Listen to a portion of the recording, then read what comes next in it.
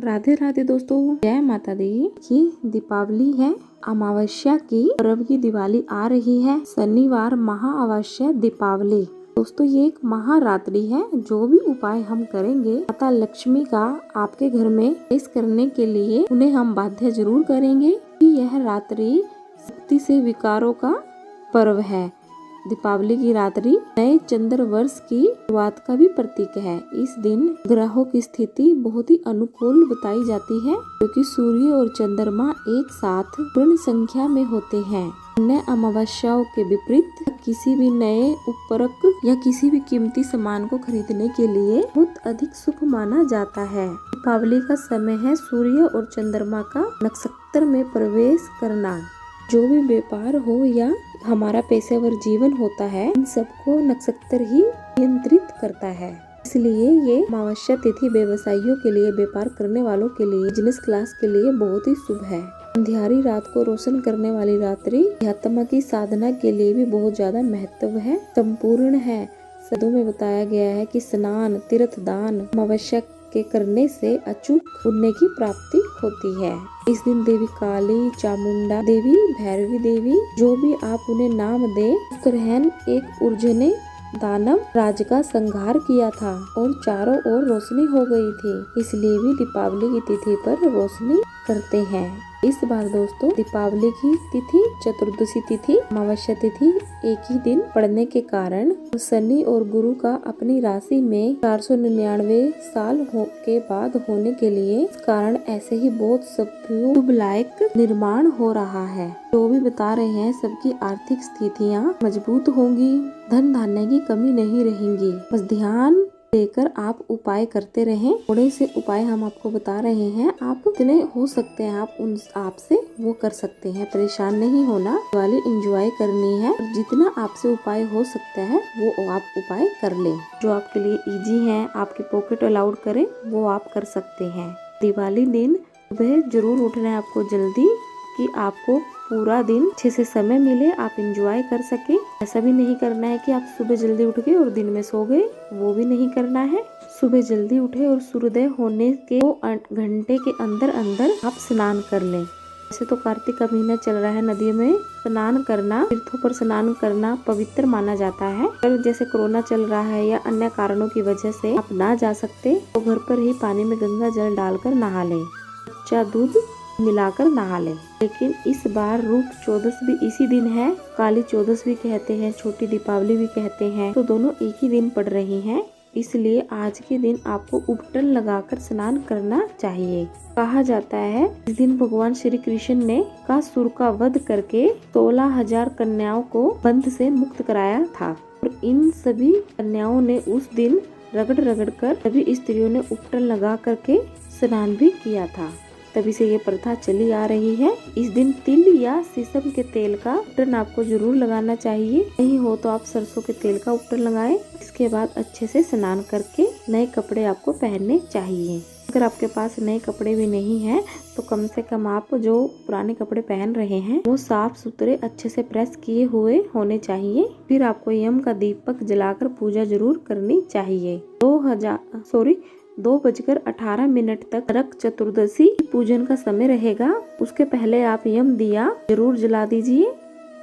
और दीपावली की अमावस्या की रात को मनाई जाती है, इसलिए 14 नवंबर दिवाली मनाई जाएगी। बाकी जो स्नान दान की अमावस्या है वो हम 15 को मनाएंगे। इसलिए जो पूजन की रात है अमावस्या की 14 नवंबर को ही मनाई जाएगी। इस दिन शनिश्चरी अमावस्या का भी योग बन रहा है। ऐसे में आप देवी लक्ष्मी के साथ साथ शनि देवी की भी कृपा प्राप्त कर सकते हैं। जिन लोगों को शनि की साढ़े साथी चल रही है, ढैया चल रही है या क्रूर दृष्टि से आप पीड़ित हैं, ये कार्तिक मास की अमावस्या बहुत ही शुभ है। कार्तिक मास की शनिश्चरी अमावस्या को आप कोई भी उपाय करते हैं तो शनि दोष से मुक्ति मिलेगी। आप इस दिन पितरों के साथ इनका पूजन करना चाहिए, जल चढ़ाना चाहिए, स्नान कराना चाहिए। चढ़ाने के बाद आप सूर्य देवता को जब एक जल लोटा अर्पित करेंगे और 1 लोटा और भर लीजिए और दक्षिण मुखी हो करके हम सर्वभय पितरोभय नमो नमः इस मंत्र का आप जप करें और जरूर करें। साबुत नारियल का मुख आप ऊपर से काट लीजिए। उसमें फिर बूरा या चीनी भर कर उसका मुख वापिस से सूखा गट्टा जो होता है नारियल उसमें करना है। ये जहाँ पर चींटियाँ हो जमीन में वहाँ पर दबा दीजिए या फिर ऐसे ही चीनी मिक्स करके आप चींटियों को देते रहें। जब तक चींटियां उसे खाती रहती हैं तब तक आपसे शनि के अशुभ प्रभाव से आपकी रक्षा होती रहती है। दीपावली वाले दिन ये खास टोटका बहुत ही लाभदायक बताया गया है। आपको बता दें, अगर इस दिन घर पर कोई मांगने वाला आ जाए तो इस दिन आपको उसे खाली हाथ नहीं भेजना चाहिए। इस दिन शनि अमावस्या वाले दिन आप काले जूते, काले वस्त्र, काले तिल, काला कंबल, काला नमक, जो भी शनि से संबंधित चीजें हैं, आपको जैसे शनि दोष है तो आपको इससे मुक्ति और बढ़ाता है, ये चीजें आपको दान करनी चाहिए। साल की सबसे अंधेरी रात है, दीपावली की रात है। दीपावली की रात एक ऐसा समय होता है अंधेरी की ऊर्जाएं स्ट्रॉन्ग हो जाती हैं और सूर्य अपनी सबसे कमजोर स्थिति में होता है। चंद्रमा अपनी शक्तिशाली के पावक के रूप में होता है। इसलिए ही इसी मुनि की कथाओं के साथ ही दीपावली अमावस्या की तिथि के दौरान पूजनीय करने से हर प्रकार नकारात्मक ऊर्जा दूर किया जा सकता है। अच्छी शक्तियाँ खुद को उस जगह पर बनाए रखती हैं जहाँ पर दिव्य प्रार्थना होती है, ढेर सारा प्रकाश किया जाता है। इसलिए सभी लोगों को पूजा करनी चाहिए दीपावली वाले दिन। दीपक की रोशनी इतनी करनी चाहिए बुरी ताकतों का प्रभाव कम हो जाए और अच्छी ताकतों का प्रभाव बढ़ जाए, शक्ति आ सके। यही कारण है प्रकाश पर इतना जोर दिया जाता है। प्रकाश क्या करता है, हमारे अंधकार सकारात्मक भाव होते हैं वो भी दीपक उसी मन में बैठे हुए सकारात्मक भाव का प्रतीक होता है। इसलिए धनतेरस से लेकर भाई दूज तक आपको हर 11 जगह है जहाँ पर आपको दीपक जरूर जलाने हैं। वैसे तो पूरा घर इस दिन रोशन किया जाता है। यही कहते हैं कि हर कमरे के बाहर अंदर दीपक जरूर जलाएं ताकि पूरा घर हमारा रोशन रहे। कुछ खास जगह ऐसी भी हैं जहाँ पर दीपक जलाने की परंपराएं बताई गई हैं, उपाय बताए गए हैं। इस पर्व से आप महापुण्य का फल आपको प्राप्त होता है और वर्ष भर आपको माता लक्ष्मी का कृपा भी मिलती है। सबसे पहला दीपक आप जलाए दिवाली की संध्या। लक्ष्मी पूजन से पहले जलाना है आपको ये दीपक। घर के मुख्य द्वार पर सरसों के तेल का दीपक जलाना चाहिए। कहा जाता है इस दिन देवी लक्ष्मी घर घर घूमती है, इसलिए उनके स्वागत की पूरी तैयारी करनी चाहिए। घर के मुख्य द्वार पर दोनों ओर एक एक दीपक जलाया जाए, इसी से गृह देवी प्रवेश करती है। दिवाली वाले दिन आंगन में एक रंगोली बनाना चाहिए। उस रंगोली में बीच में एक दीपक जरूर जलाना चाहिए। धन की कामना जिनको होती है उनको घर के आंगन में रंगोली बनाना, एक अखंड दीपक जलाना चाहिए रंगोली के ऊपर रखकर। रंगोली के बीचों बीच आपको रखना है और साथ ही ऐसी व्यवस्था करें जिससे दीपक पूरी रात जलता रहे। इससे अचूक धन प्राप्ति के योग बनते हैं। अगर आपके घर में आंगन नहीं है, आप घर के ड्राइंग रूम में या बीचों बीच इस दीपक को ब्रह्म स्थान में जला सकते हैं। दूसरा दीपक आप घर के मंदिर में आप महालक्ष्मी का मुख्य पूजन करेंगे, वहाँ पर आप अखंड दीपक आपको जलाना चाहिए।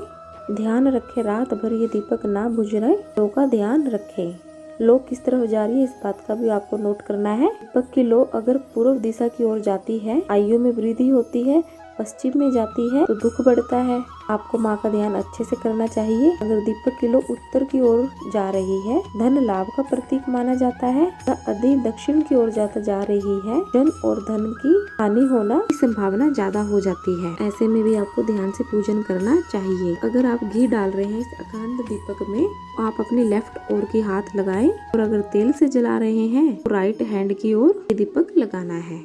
और अगर बाई चांस ये अखंड दीपक बुझ जाता है, घबराए नहीं। इस भूल के लिए आप क्षमा याचना मांग के दोबारा दीपक को जला दें। इस रात को आपको पूरे घर में धुआं भी करना चाहिए, कपूर और 2 लौंग जला करके। ऐसा करने से घर का वास्तु दोष दूर होता है, नेगेटिव एनर्जी दूर होती है। आप चाहो तो धूप गोबर के कंडे पर भी जला सकते हैं। संभव हो सके तो बेडरूम में भी रात को एक दीपक आपको जरूर जलाना चाहिए। उसमें 2 कपूर 2 लौंग डालकर आपको जलाना चाहिए। इससे दाम्पत्य जीवन में भी मधुरता बनी रहती है। रात को सोने से पहले आपको 2 दीपक रसोई घर में भी जलाने हैं। इससे माता अन्नपूर्णा प्रसन्न होती है और उनकी कृपा से अन्न धन के भंडारे भरते हैं। तीसरा दीपक आपको पेंडा पे जलाना है, जहाँ पर पानी की व्यवस्था की जाती है, पीने का पानी रखा जाता है। इससे धन बढ़ता है, स्वास्थ्य समस्याएं दूर होती हैं और पितर तृप्त होते हैं। बुरी शक्तियाँ मनुष्य के घर को मनुष्य को प्रभावित नहीं करती। ध्यान रखें, ये दीपक आपको दक्षिण की ओर मुख करके जलाना चाहिए और अगर आपके घर में पेंडा नहीं है तो आपको दक्षिण की ओर मुख करके ये दिया रखना चाहिए। चौथा दीपक गणेश जी लक्ष्मी के पूजन से पहले आपके घर के आसपास जो भी मंदिर हो जलाने चाहिए। हो सके तो 5 दीपक जला दीजिए, वरना एक ही जलाएं और भगवान से सुख समृद्धि बनाए रखने के लिए प्रार्थना करें। ऐसा करने से आपको देवी देवताओं का आशीर्वाद मिलता है। दीपक जलाने का मेन मकसद यही होता है, ज्योति के रूप में महालक्ष्मी हमारे घर पर विराजमान हो।